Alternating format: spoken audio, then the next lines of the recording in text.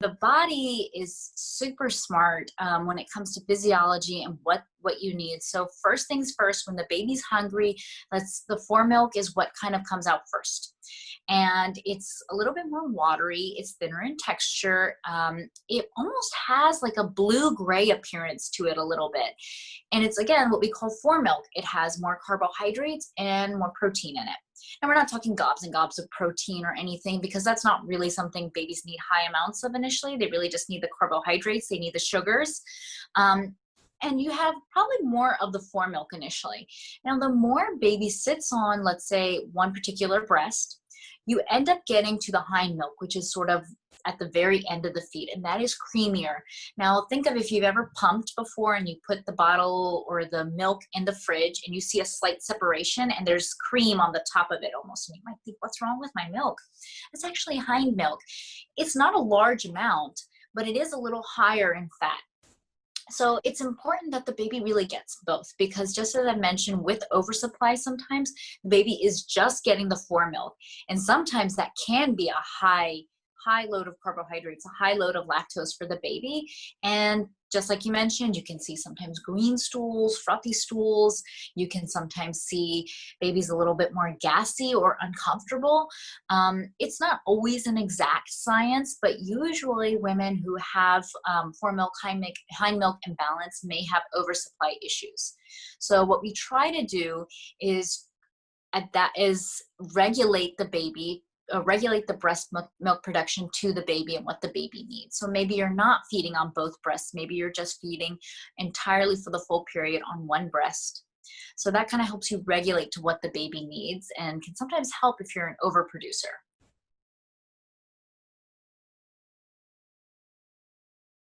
When we talk about hormones, first I like to talk about, estrogen that's passing through to the baby. So if you have, a baby girl or a baby boy, you might sometimes feel like their hips might click or clack sometimes. And sometimes when pediatricians are testing it, they'll let you know that they're a little flexible in their hips. It's actually due to the estrogen that you're passing on to your baby. Now, some baby girls, and I like to tell parents this early, because they'll say, well, why is my daughter having some mucus discharge?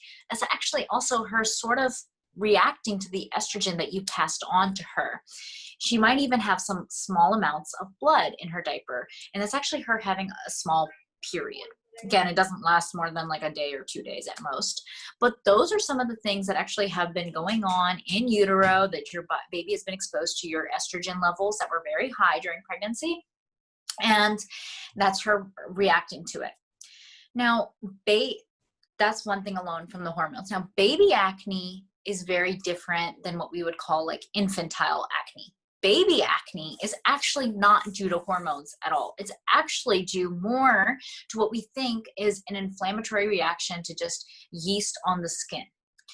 We don't actually treat it the same way we treat regular adult acne either. We actually treat it with usually steroids or antifungals if they even need to be treated alone. Infantile acne actually occurs way later on. So close to 6 to 7 months of age, when the baby's been used to being out of utero, everything's all good.